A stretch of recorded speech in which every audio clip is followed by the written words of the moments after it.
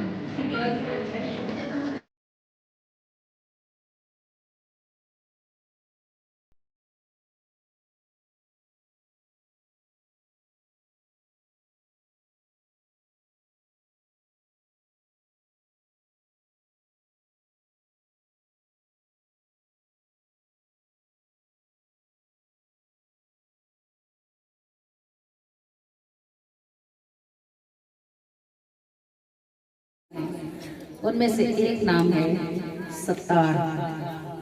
बहुत से लोगों के नाम होते हैं ना, अब्दुल गफ्फार, अब्दुल सत्तार। इस सत्तार का मतलब क्या होता है? सत्तार बोलते हैं, ये लफ्ज निकला है सतर से। सतर कहते हैं छुपाने वाली चीज को, और सत्तार का मतलब होता है छुपाने वाला। अल्लाह का जिस्म है सत्तार, इसका मतलब है छुपाने वाला। अल्लाह ताला क्या छुपाता है? आलिमुल गैबि वश्शहादा व हुवर रहमानुर रहीम।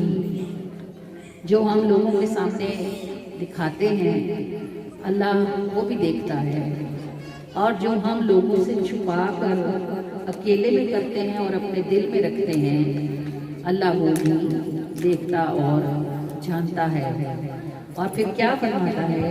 अर रहमानुर रहीम, इतना मेहरबान है कि हमारे ऐब लोगों में नहीं खोलता, ढक के रखता है हमें, एक दूसरे की नज़र में मुअज़्ज़ज़ करता है।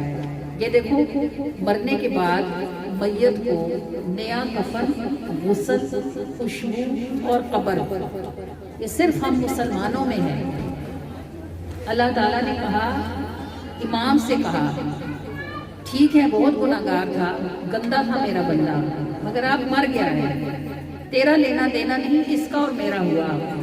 वैसे नमाज पढ़ी जाती है ना तो इमाम सबसे आगे होता है, बाकी सब पीछे होते हैं। जब जनाजा पढ़ा जाता है तो मैयत इमाम से भी आगे होती है और इमाम मैयत के पीछे खड़ा होता है।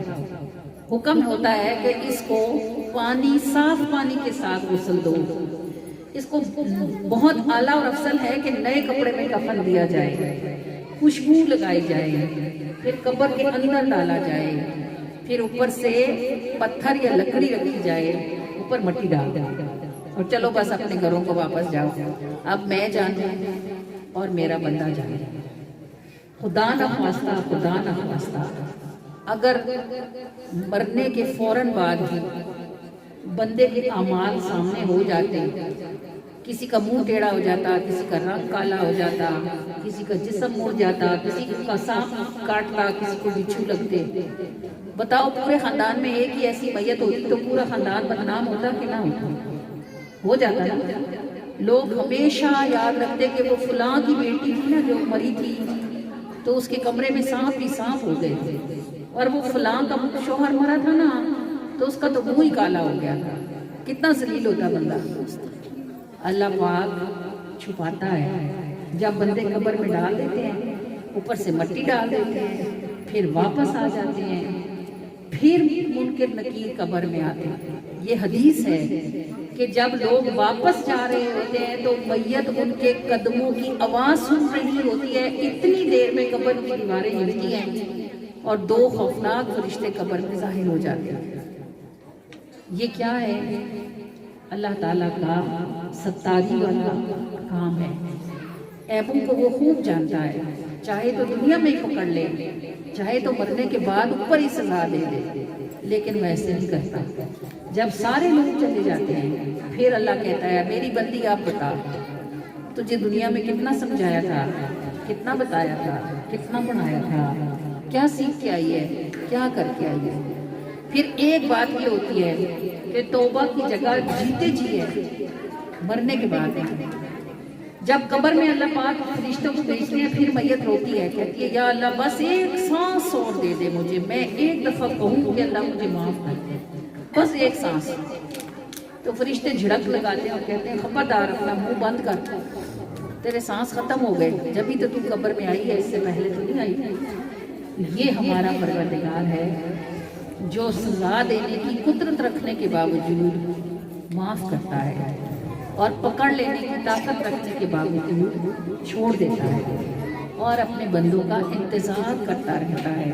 اللہ کے ایک ولی تھے نا, وہ نماز کے بعد گھر جا رہے ہیں تو انہوں نے دیکھا کہ کوئی آدمی ہے اور وہ ایسے گرا ہوا ہے کہ اس کا منہ نالی کے اندر گیا ہوا ہے.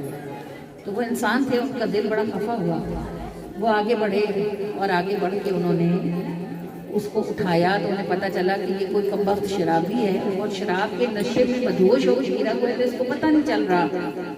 وہ جو نالی کا سارا گند تھا نا پیچھے سے آ رہا تھا, وہ سارا اس کے منہ میں لگ لگ کے آگے جاتا تھا. انہیں بڑی کراہیت آئی اور انہوں نے اس نوجوان کو نالی میں سے نکالا, اس کا منہ دھویا, اچھی طرح صاف کیا, پانی منہ میں پڑا تو اس شرابی کو تھوڑا تھوڑا ہوش آ گیا. آپ نے اس کو دیوار کے ساتھ ٹیک لگا کے بٹھایا کہ جب ذرا طبیعت بہتر ہو جائے تو گھر چلے جانا. اگلی رات کو جب وہ بزرگ تہجد پڑھنے کے لیے مسجد پہنچے تو انہوں نے دیکھا کہ ان سے پہلے کوئی مسجد میں موجود تھا تہجد کے مصلی پہ اور زاروں کو قطار رو رہا تھا. وہ بڑے حیران ہوئے اور انہوں نے آگے بڑھ کے دیکھا کہ یہ کون ہے جو آج مجھ سے بھی پہلے مسجد آیا. آگے بڑھے تو دیکھا وہ دین والا جوان تھا جس کا منہ انہوں نے نالی سے اٹھا کے دھویا تھا. جب انہوں نے اس کا منہ دیکھا تو بڑے حیران ہوئے. غیب سے آواز آئی کہ اے میرے پیارے, تو نے اس کو ہماری محبت میں نالی سے اٹھایا اور اس کا منہ دھویا. جب تو نے اس کا منہ دھویا تو ہم نے اس کا دل دھو دیا. یہ ہمارا پروردگار ہے, عیبوں کو ڈھکنے اور چھپانے والا اور بخشنے کا بہانہ ڈھونڈنے والا. میرے عیب چھپا لیتا ہے تیرا رنگ محبت والا. اللہ اللہ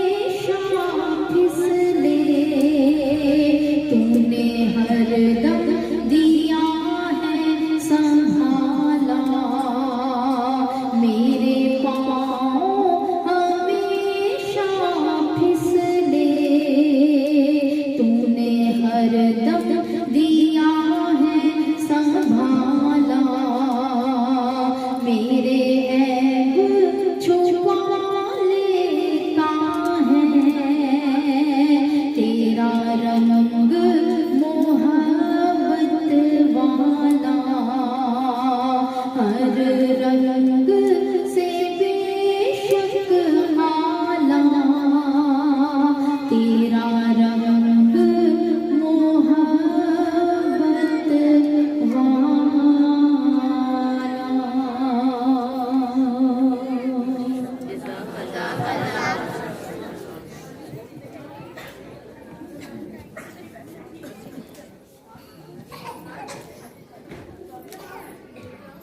नसीबा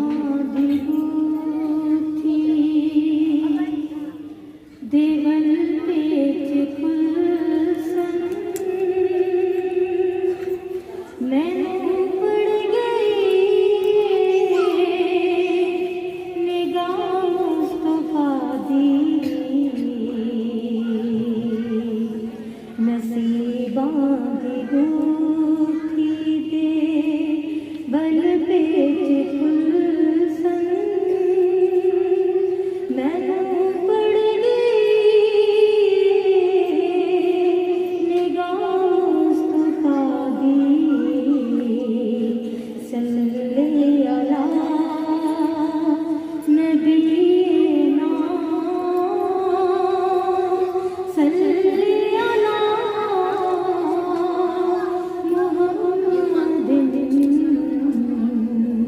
सल्ले अला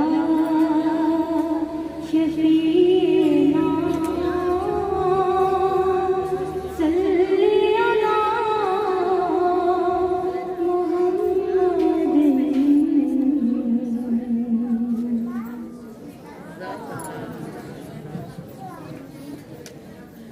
आपको शायद कभी किसी ने ना बताया हो कि अल्लाह के नबी आपसे बहुत ज़्यादा मोहब्बत फरमाते हैं। हम बेटियों से बाप का की मोहब्बत हमेशा ज़्यादा होती है और नबी पाक सल्लल्लाहु अलैहि वसल्लम अपनी उम्मत की तमाम ख़वातीन की तरफ बमंज़िला बाप हैं। जैसे बाप होता है ना, मोहब्बत करता और संभालता है, ऐसे नबी पाक सल्लल्लाहु अलैहि वसल्लम ने हमेशा हम औरतों की तरफ बहुत ज़्यादा तवज्जो फरमाई। आपको पता है जब अरब के लोग अपनी बेटियों को जिंदा दफन कर देते थे तब अल्लाह के महबूब ने फरमाया फातिमा मेरे जिगर का टुकड़ा है। अल्लाह के महबूब घर तशरीफ लाते हज़रत आयशा पानी पी रही होती तो हुजूर ये ना कहते कि आयशा मुझे भी पिलाओ, फरमाते आयशा मेरे लिए भी बचाओ। कभी ऐसा होता है कि हमारे शौहर घर आए और आप पानी पी रहे हो तो वो कहें अपना बचा हुआ हमें दे दो, वो तो आके ऑर्डर करते हैं पानी लाओ, और अगर आपसे देर हो जाए तो फिर डांट नहीं पड़ती है।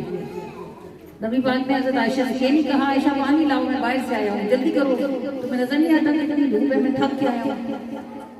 हुजूर ने कहा आयशा मुझे भी मेरे लिए भी बचाओ। हज़रत आयशा सिद्दीक़ा तो अपनी किस्मत पे 100 बार नाज करती, कहती मैंने पानी बचाया, हुजूर मेरे पास आए, प्याला मेरे हाथ से लिया और पूछा आयशा तुमने किधर से पिया है? मैंने बताया तो मेरे आका ने उसी जगह से लब लगा के पानी पिया। आप देखो अगर हुजूर घर आते और घर आके हज़रत आयशा को डांट के कहते क्या मेरा मुंह देख रही हो, जल्दी उठो पानी लेके आओ, तुम्हें नहीं पता मैं बाहर से आ गया। बीवियों को डांटना सुन्नत रसूल हो जाती है। आपको पता ना अभी आदमी और कोई काम करे ना करे उनको पता है कि 4 शादियां करने की इजाजत है, सुन्नत है, कहते हैं ना, और कुछ पहली के लिए आप पूरे करे ना करें लेकिन चाह उनको बड़ी होती है कि 4 कर सकता हूँ मैं।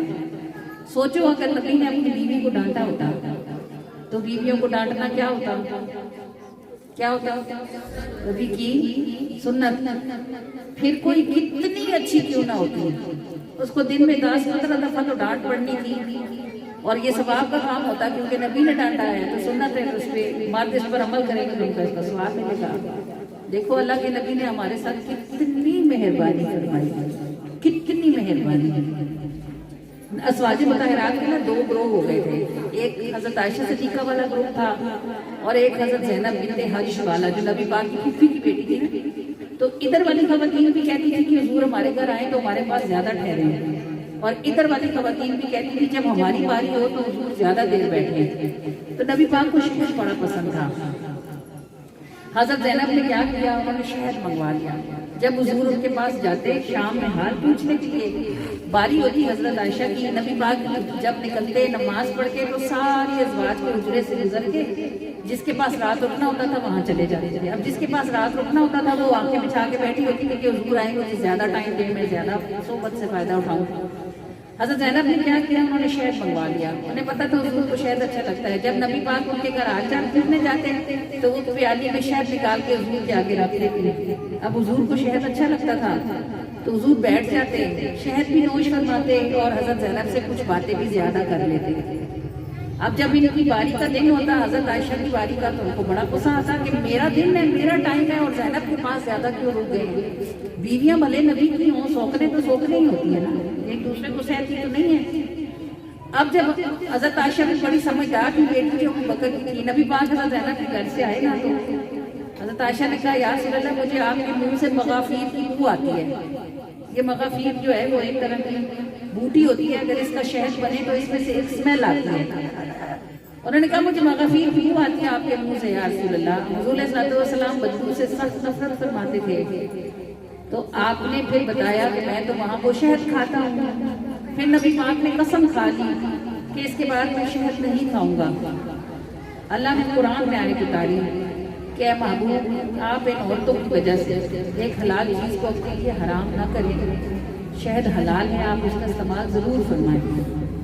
اب اگر کوئی اور بات ہوتا تو حضرت زینب کو بھی ڈانٹ پڑتی اور حضرت عائشہ کو بھی پڑتی. ان دونوں کی وجہ سے اللہ نے حضور علیہ الصلوۃ والسلام کو اس کام سے یعنی اس پر آیت اتاری.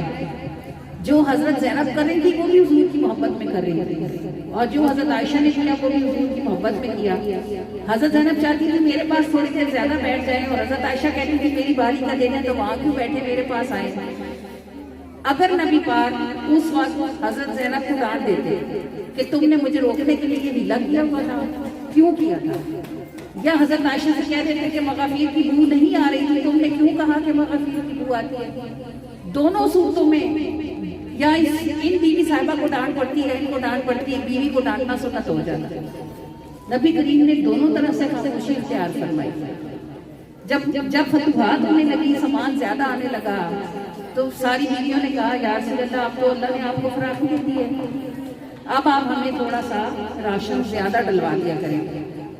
اللہ کے محبوب صلی اللہ علیہ وآلہ وسلم نے نہ تو بیوی صاحبہ کو کچھ کہا، نہ جنہوں نے بولا تھا، نہ جنہوں نے سفارش کی تھی، بلکہ آپ اپنے گھر سے مسجد میں تشریف لے آئے. آپ فرمایا کہ پورا مہینہ گھر نہیں جاؤں گا. اللہ نے ہمیں فراخی اس لیے تھوڑی دی ہے کہ ہم دنیا کا سامان اٹھائیں. دنیا بس ہمارے لیے اتنی ہے جتنی ہم اس کو برتیں گے. پورا ایک مہینہ نبی کریم صلی اللہ علیہ وآلہ وسلم مسجد کے حجرے میں تشریف رکھتے رہے، گھر تشریف نہیں لے کے گئے. اس کو واقع اعلیٰ بولتے ہیں. پھر جب گھر تشریف لے گئے تو جیسے پاؤں رکھا تو حضرت عائشہ نے کہا کہ اللہ کے رسول آپ نے تو مہینے کی قسم کھائی تھی، آج 29 تاریخ ہے. کوئی اور مرد ہوتا تو کیا کرتا، کہتا اچھا ابھی تیرا دل نہیں بھرا، میں پورا مہینہ باہر رہ گیا ہوں، ابھی اندر پاؤں رکھا ہے تو مجھے ایسے کہتی ہے. حضور مسکرائے. ایک مہینے بعد خفگی کے بعد باہر آ رہے ہیں. ایک مہینے کے بعد بیوی صاحبہ نے سوال اس لیے پوچھا کہ وہ وجہ جاننا چاہتی تھی، علم کی پیاس کی ان کو. تو نبی کریم مسکرائے اور فرمایا عائشہ چاند 29 کا بھی ہوتا ہے. اس وقت بھی اگر حضرت عائشہ کو ایک دفعہ بھی جھڑک پڑ جاتی ہے، سوچو پھر آپ کو اور میرا کیا حال ہوتا. اٹھتے بیٹھتے ہمیں گندی کڑوی باتیں سننے کو ملتی، اور اگر ہم روتے یا شکایت کرتے تو ہمیں یہ بھی سننے کو ملتا کہ یہ سنتے رسول ہے. کبھی آپ نے سوچا ہمارے اوپر حضور کے کتنے احسان ہیں. نبی پاک صلی اللہ علیہ وآلہ وسلم نے فرمایا جنت ہے تو آسمانوں کے اوپر، لیکن اے عورتوں، اے ماؤں، میں نے تمہاری پاؤں کے نیچے لا کے رکھ دی ہوئی، تمہارے قدموں کے نیچے لا کے جنت رکھ دی ہوئی ہے. اور آدمیوں کو کہا کہ یہ جو تم بیٹیوں کے پیدا ہونے پہ نام کیوں چڑھاتے ہو نا اور بغیر وجہ کی بیویوں کو طلاق دے دیتے ہو، ان کا قصور نہیں ہوتا، تمہارا قصور ہوتا ہے. سن لو، جس کی 3 بیٹیاں ہوئی اس نے ان کی اچھی پرورش کی، ان کو اچھا ٹھکانہ دیا، یعنی ان کی اچھی جگہ شادیاں کری. فرمایا میں اور وہ جنت میں ایسے ہوں گے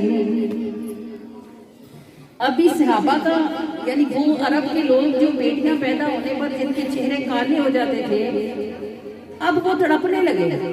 جن کی 2 بیٹیاں تھیں وہ پریشان ہو گئے. انہوں نے کہا یا رسول اللہ ہماری تو 3 آئی نہیں، ہمارا کیا ہوگا؟ جن کی 1 تھی وہ تو کھڑے ہو گئے. انہوں نے کہا اللہ کے رسول 3 بیٹیوں میں اگر آپ کے ساتھ جنت میں جانا، میری تو 1 ہی ہے.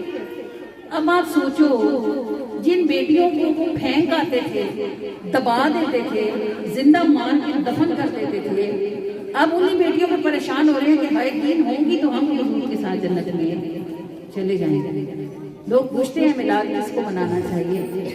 میلاد مجھے اور آپ کو منانا چاہیے. میلاد ہم عورتوں کو منانا چاہیے.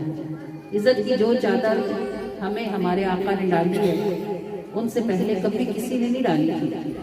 اور جو تاج حضور نے ہمیں لگائے ہیں نا، حضور سے پہلے کبھی کسی نے نہیں لگائے گئے. انہوں نے ہمیں رکھ دیا، ورنہ ہمیں تو کوئی نہ رکھتا تھا، کوئی جگہ نہ دیتا تھا. تو کتنا شکر اس بات پہ بجا لائیں کہ ہم جیسی گندیوں مندیوں نکمیوں نکاریوں کو جو سارا دن ساری زندگی خدمت ہی کرتی رہتی ہیں. پہلے ماں باپ کی خدمت کرتی ہیں، پھر بھائی بھائیوں کی خدمت کرتی ہیں، پھر شوہروں کی کرتی ہیں، پھر بچوں کی کرتی ہیں، پھر ان کے بچوں کی کرتی ہیں. ساری عمر کام خدمت میں گزار کے جگہ کوئی نہیں بنتی. آپ کریم صلی اللہ علیہ وآلہ وسلم نے فرمایا جو کوئی 3 بیٹیوں کی پرورش کرے اور ان کا حق ادا کرے، میں اسے اپنے ساتھ جنت میں لے جاؤں گا. اللہ کریم کا جتنا میں اور آپ جتنا شکر ادا کریں، اور شکر ادا کرنے کا طریقہ کیا ہے؟ زبان سے نہیں، اللہ تیرا شکر ایسے نہیں. حضور کا شکر یہ ہے کہ آپ حضور پر درود پڑھیں. جیسے انہوں نے آپ کا خیال کیا اور آپ کی آنکھیں ٹھنڈی کی، ایسے آپ بھی ان کی آنکھیں ٹھنڈی کریں. ان کا حق ہے آپ کے اوپر. آپ چھوٹی ہیں یا آپ بڑی ہیں، آپ پڑھی لکھی ہیں یا آپ ان پڑھ ہیں. ایک لمحے کو سوچیں اگر حضور نے اپنی کسی بیوی کو کبھی 1 تھپڑ مارا ہوتا تو بچیوں کو، عورتوں کو، بیویوں کو تھپڑ مارنا سنت رسول ہوتی. تو صبح شام دن رات یہی چل رہا ہوتا. غلطی ہوتی یا نہ ہوتی تھپڑ پڑتے رہتے. بھائی بھی مارتا، باپ بھی مارتا، شوہر بھی مارتا، کہتے نبی نے مارا تھا. حضور نے آپ کو کہاں سے بچایا. تو اس کا اتنا شکر تو بنتا ہے کہ آپ دن میں 8-10 تسبیحاں درود پاک پڑھو اور رو کے کہو کہ یا رسول اللہ جو عزت آپ نے مجھے دنیا میں دی ہے وہ مجھے آخرت میں بھی دینا، اور جیسے آپ نے مجھے دنیا میں تاج لگایا ہے ایسے مجھے آخرت میں بھی تاج نصیب فرمانا.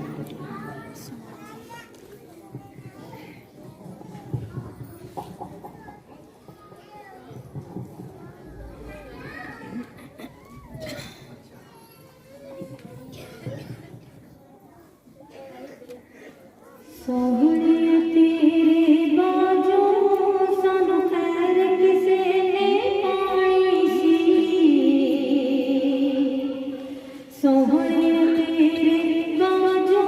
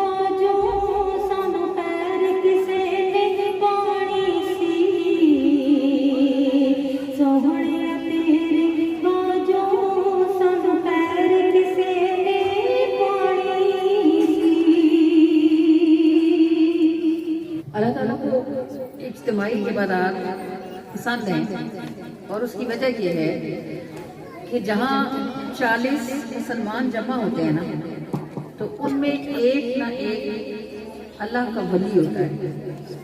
और वली का मतलब ये है कि वो अल्लाह का दोस्त होता है। अगर वो कोई बात कहे तो उसकी रद्द नहीं होती, लेकिन शर्त ये है कि 40 ईमान वाले वहाँ जमा हों, तो एक जो होगा उनमें से वली होगा। अभी यहाँ तो कितने सारे हैं, पता नहीं अल्लाह के पास किसकी क्या जगह होगी। ऐसी महफिलों में दुआएं अक्सर कबूल होती हैं, क्योंकि जब आमीन बोला जाता है तो सारे गंदे गुनाहगारों में एक किसी अच्छे का आमीन भी शामिल होता है। अल्लाह पाक की शान नहीं है कि अल्लाह ताला किसी महफिल से एक चीज़ को कबूल फरमाए। अगर उस एक अच्छे का आमीन कबूल होता है तो उसके पीछे सब गंदों का भी कबूल हो जाता है। तो इसलिए जब किसी महफिल में कोई दुआ हो रही होती है तो आमीन ज़रूर कहना चाहिए और बा आवाज़ बुलंद कहना चाहिए। अगर हम आप शर्म करेंगी तो आपकी साथ वाली भी शर्म करेंगी, उसकी साथ वाली भी, कोई भी आमीन नहीं कहेगा और खूबसूरत दुआएं ज़ाया हो जाएंगी। आमीन का मतलब क्या होता है वैसे? क्या मतलब होता है जब आप सूरह फातिहा के बाद आमीन कहते हैं तो इसका क्या मतलब होता है? आमीन का मतलब होता है कबूल फरमा। जब आप कहते हैं ना इतना सिरातल मुस्तकीम सिरातल लज़ीना अनअमता अलैहिम गैरिल मग़लूबि अलैहिम वलद्दोल्लीन, फिर क्या कहते हैं? आमीन। आमीन का मतलब होता है अल्लाह ये दुआएं हमसे कबूल फरमा ले। अच्छा ये बताओ, हम दुआ के बाद हाथ चेहरे पे क्यों फेरते हैं? इसलिए फेरते हैं कि हमें ये यकीन होता है कि अल्लाह ने हमारे हाथ खाली नहीं रखे बल्कि इसमें अपना नूर डाला है।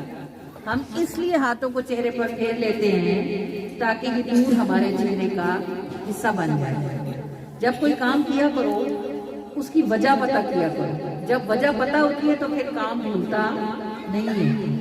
ये जो नात शरीफ आपको अभी फातिमा सुनाती हैं, ये नात शरीफ अब से तकरीबन 18 साल पहले इसको मैंने लिखा था और ये बहुत ही खूबसूरत दुआ है। ये जब मैं खुद पहली दफ़ा गई थी ना मदीने, तो ये मदीने जाने से पहले लिखी थी मैंने ये नात। यानी मैं खुद भी उस वक्त तक नहीं गई थी जब मैंने इस नात को लिखा था। फिर अल्लाह ने इसकी आमीन को कबूल किया और अल्लाह ताला ने हमारे लिए मदीने में हाजिरी का सबब बनाया। बहुत दुआ है कि अल्लाह ताला आप में से हर किसी के लिए बार बार मदीने पाक हाजिरी के असबाब बनाए। लो जी, अभी आमीन पे इतनी लेक्चर का क्या फायदा हुआ मुझे? ये नात नहीं है, पूरी दुआ है। मेरी भी कबूल हुई थी, इंशाल्लाह आपकी भी होगी अगर आप आमीन कहोगे। मैं इसका एक एक शेर पढ़ती जाती हूँ और आप आमीन करते जाना, ठीक है? तुम अपनी महफिलों में आने वाले सारे लोगों पर करम कर दो तो सबकी हाजिरी दरबार हो जाए। तुम अपनी महफिलों में आने वाले सारे लोगों पर करम कर दो तो सबकी हाजिरी दरबार हो जाए। कहाँ तुम ऊंचों से ऊंचे, कहाँ हम नीचों से नीचे, हमारा जोर क्या है, एक नजर सरकार हो जाए।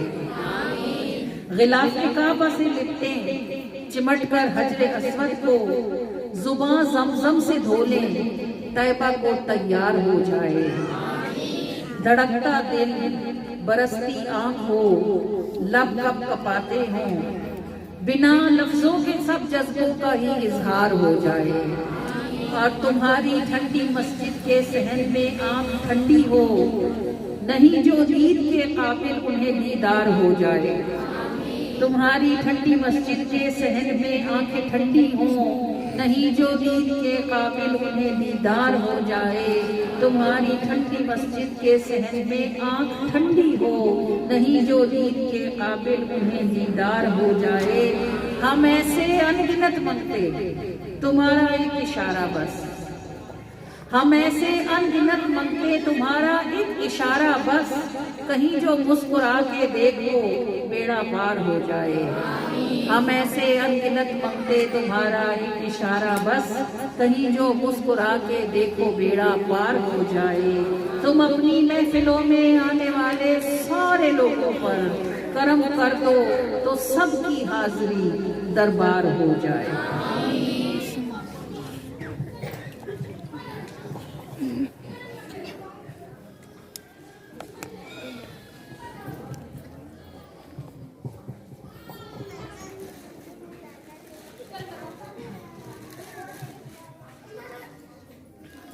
تم اپنی محفلوں میں آنے والے سارے لوگوں پر، تم اپنی محفلوں میں آنے والے سارے لوگوں پر کرم کر دو تو سب کی حاضری دربار ہو جائے، کرم کر دو تو سب کی حاضری دربار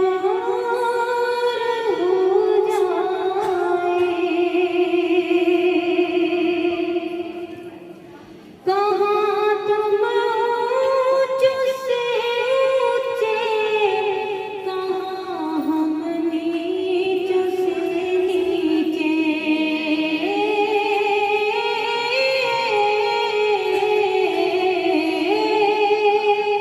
کہاں تم اونچ سے اونچے، کہاں ہم نیچ سے نیچے، ہمارا زور کیا ہے ایک نظر سرکار ہو جائے، ہمارا زور کیا ہے ایک نظر سرکار ہو جائے، کرم کر دو تو سب کی حاضری دربار ہو جائے، ہمارا زور کیا ہے ایک نظر سرکار ہو جائے۔ غلاف کعب سے لپٹے چمک کر حجر اسود سے،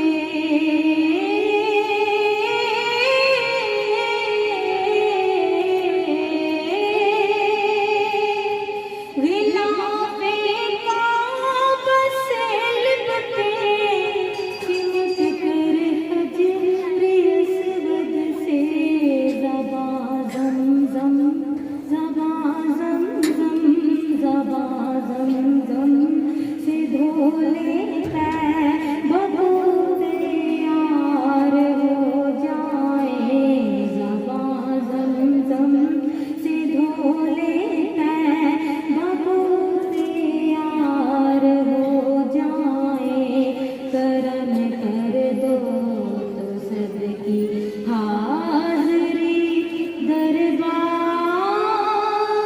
ہو جائے۔ کلام کرنے والے حضرت موسیٰ جب اللہ سے کلام کر کے واپس آئے نا تو حضرت موسیٰ کے چہرے پہ جو نور تھا نا، اس نور کی شدت اتنی تھی کہ جو حضرت موسیٰ کو دیکھتا تھا وہ مر جاتا تھا، اس کا دل کام نہیں کرتا تھا۔ تو لوگوں نے حضرت موسیٰ سے بھاگنا شروع کر دیا۔ حضرت موسیٰ بڑے پریشان ہوئے۔ اللہ نے کہا موسیٰ چہرے پہ نقاب کریں۔ اب موسیٰ جس کپڑے کا نقاب بنا کے چہرے پہ رکھتے، وہ نور اتنا شدید تھا ان کے چہرے پہ۔ اللہ پاک کا جب انہوں نے طور پہ ایک جلوہ دیکھا تھا، تجلی دیکھی تھی، اتنا شدید وہ نور تھا کہ کپڑے ہر کپڑا جل جاتا تھا۔ حضرت موسیٰ علیہ السلام نے کہا باری تعالیٰ میں تو جس کپڑے کا نقاب بنا کے چہرے پہ ڈالتا ہوں وہ کپڑا جل جاتا ہے۔ اللہ نے فرمایا موسیٰ جب آپ طور پہ ہمارا جلوہ دیکھنے گئے تھے نا، آپ نے جو جبہ پہنا ہوا تھا اس کا نقاب بنا کے چہرے پہ ڈالیں، اس کے سوا کوئی چیز آپ کے چہرے کی نور سے آگے نہیں کر سکتی نہیں ہے۔ پھر حضرت یوسف علیہ السلام کی باری آئی۔ حضرت یوسف علیہ السلام جب آئے تشریف لائے تھے، حضرت یوسف کے زمانے میں آپ کو پتہ ہے نا قرآن میں پوری سورہ یوسف ہے، وہ آپ کو بتاتی ہے کہ حضرت یوسف کے زمانے میں جب حضرت یوسف جیل میں تھے تو خواب دیکھا تھا بادشاہ نے کہ 7 موٹی گائے ہیں جو 7 پتلی گائے ہیں جو موٹی گایوں کو کھاتی ہیں. تو حضرت یوسف علیہ السلام نے اس کی تعبیر یہ دی تھی کہ 7 سال خوب کھیتی ہوگی اور 7 سال قحط پڑے گا. تو اگر آپ مجھے نگران بنا دیں تو میں اس کو سنبھالوں گا. تو جو ملک کا بادشاہ تھا اس نے پھر حضرت یوسف کو یہ نگرانی دے دی تھی اور حضرت یوسف نے 7 سالوں میں جن میں خوب بارش ہوئی خوب غلہ ہوا حضرت یوسف نے غلہ سنبھالا اور قحط کے 7 سالوں میں سے 6.5 سال میں اس غلے میں نکل گئے. ابھی 6 مہینے رہتے تھے کہ غلہ ختم ہو گیا. جب خلقت بھوکی مرنے لگی تو لوگ محل کے باہر اکٹھے ہو گئے اور انہوں نے شور مچانا شروع کر دیا. حضرت یوسف نے پوچھا باری تعالیٰ آپ کیا کروں؟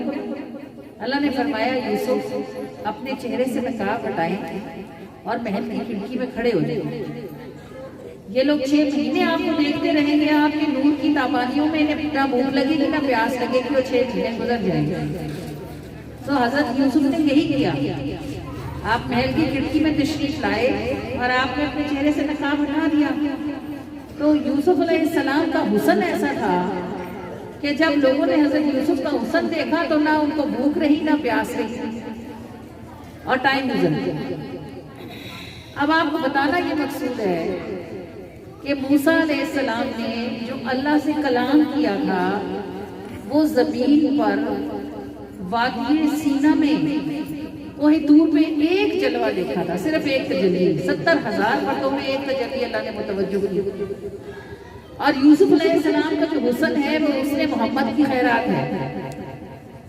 اگر ان کے چہرے کے نور کا عالم یہ ہے تو پھر سوچے کہ وہ جو معراج میں جا کے اللہ تعالیٰ کے حریم خاص میں جا کر اللہ کا جلوہ کر کے آئے ان محمد مصطفیٰ کے چہرے کے نور کی تابانی کا عالم کیا ہوگا.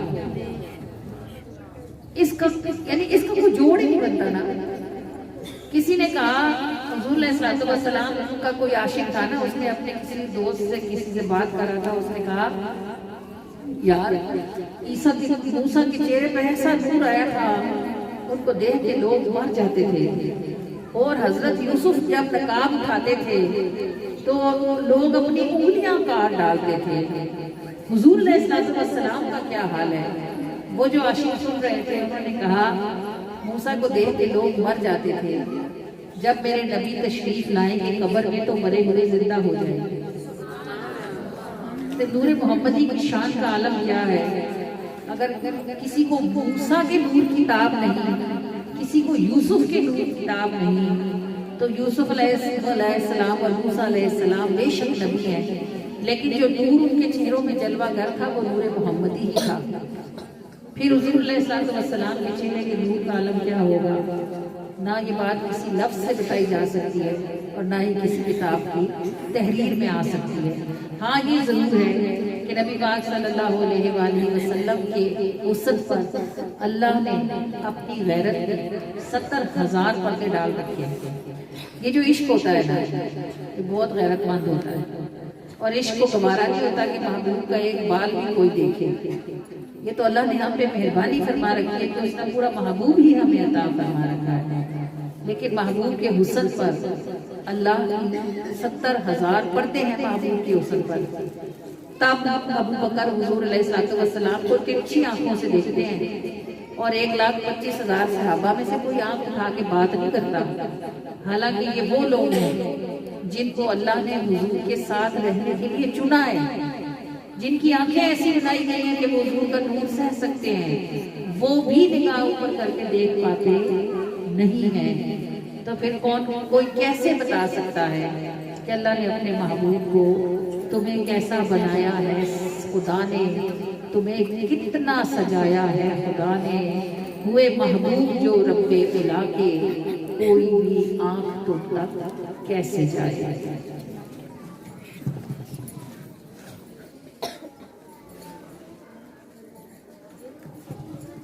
نور نے جب نور سے صدقہ اتارا نور کا, نور نے جب نور سے صدقہ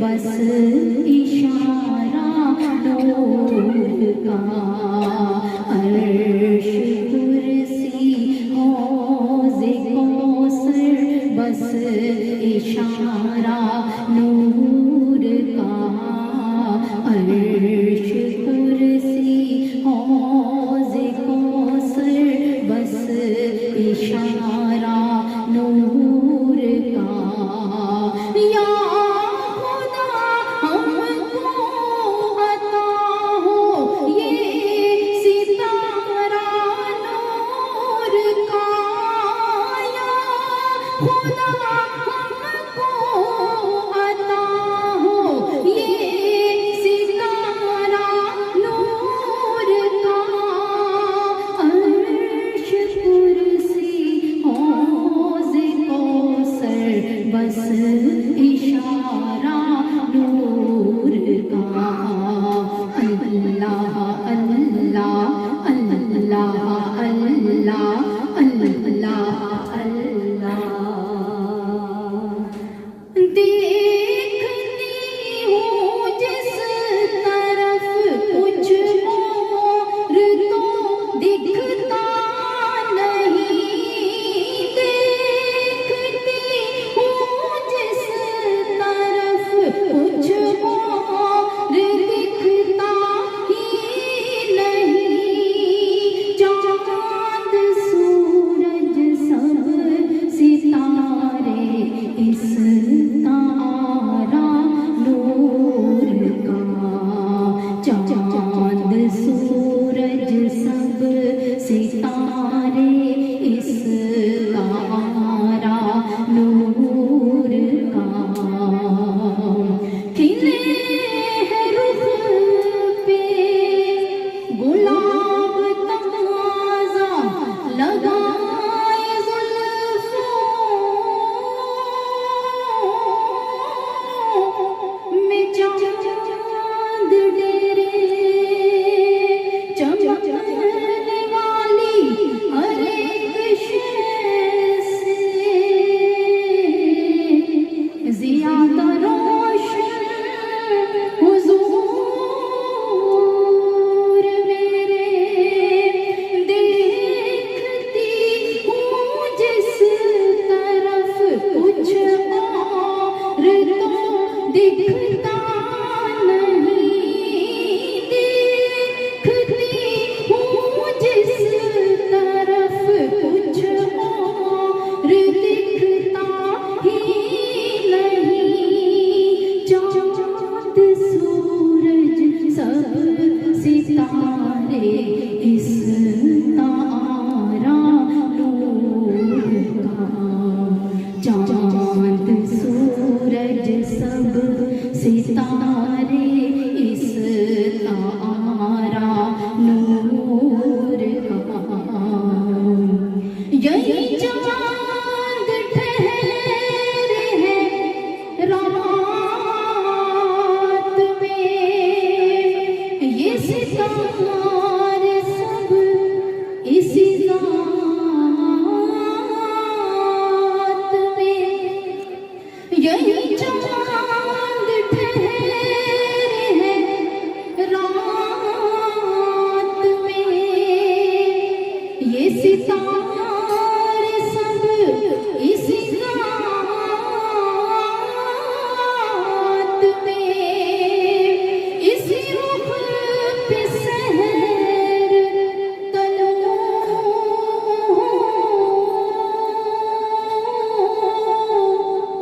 यही दिन भी रात बसर करे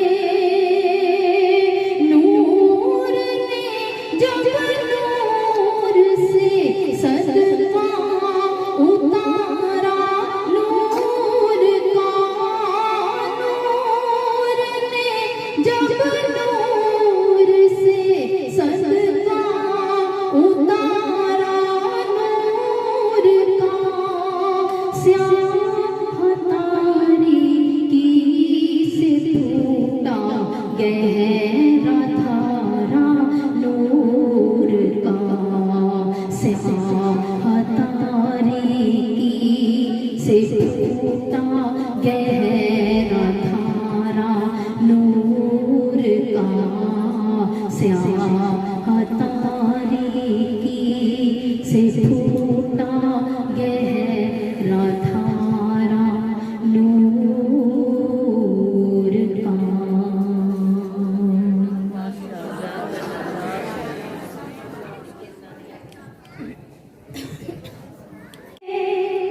डूबिया तरा देने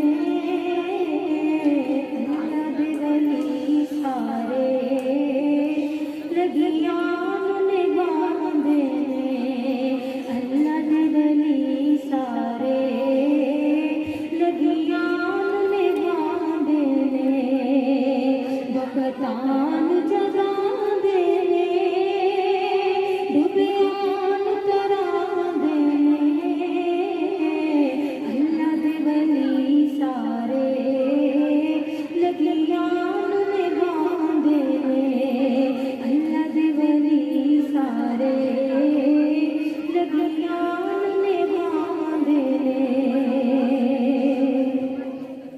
जिन्ना आम तकिया सी ओ सारे सहाबी सन जिन वेखदे ने आका ओ वली बन जांदे ने जिन वेखदे ने आका जिन वेखदे ने आका ओ वली बन जांदे ने अल्लाह दे वली सारे लगिया निगाह देने अल्लाह दे वली सारे लगिया निगाह देने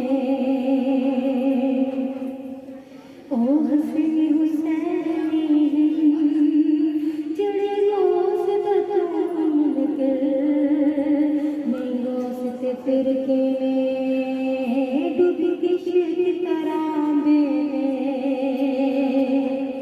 नहीं रोज़ ते फिर के नहीं रोज़ ते फिर के डूबी किश्क तरह देने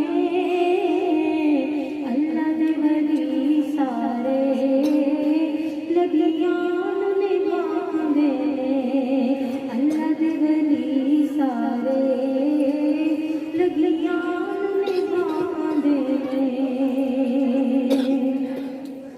इस नूरी कबीले दा जे जय तेरी ज़ात बेमिसाल रब्बा सोहणिया ऐ हो जय तेरे ने कमाल रब्बा सोहणिया जे जय तेरी ज़ात बेमिसाल रब्बा सोहणिया ऐ हो जय तेरे ने कमाल रब्बा सोहणिया ऐ हो जय तेरे ने कमाल रब्बा सोहणिया ऐ हो जय तेरे ने कमाल रब्बा सोहणिया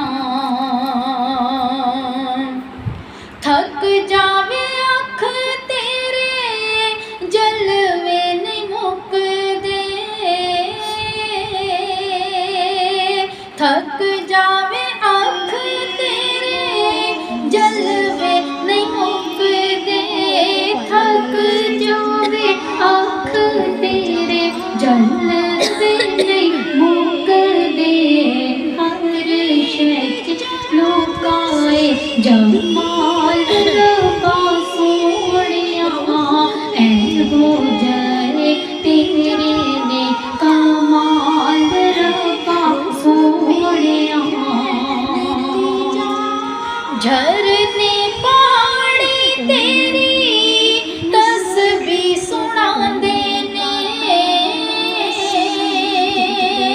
झरने पहाड़ी तेरी तस्बीह सुनांदे ने झरने पहाड़ी तेरी तस्बीह सुनांदे ने छुपाए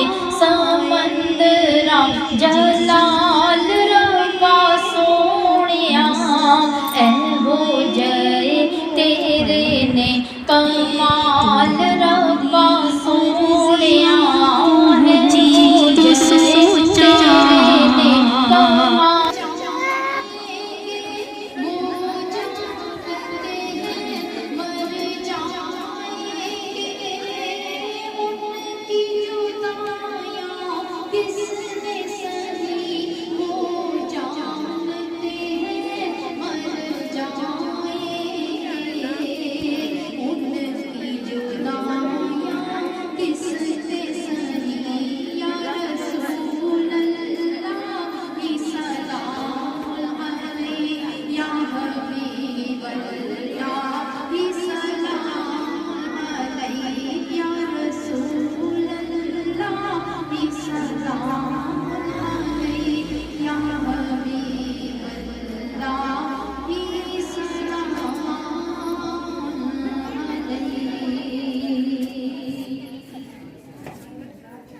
میں اور میرے ہر دور نہیں اس حسرت میں ایسی بھیڑ شاید کے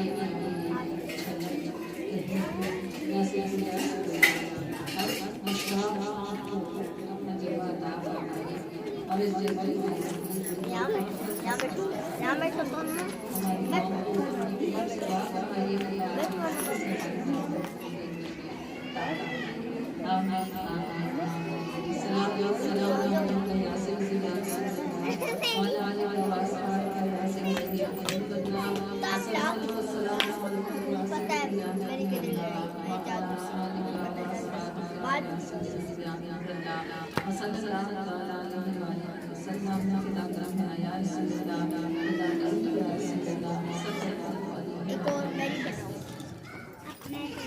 جب دل میں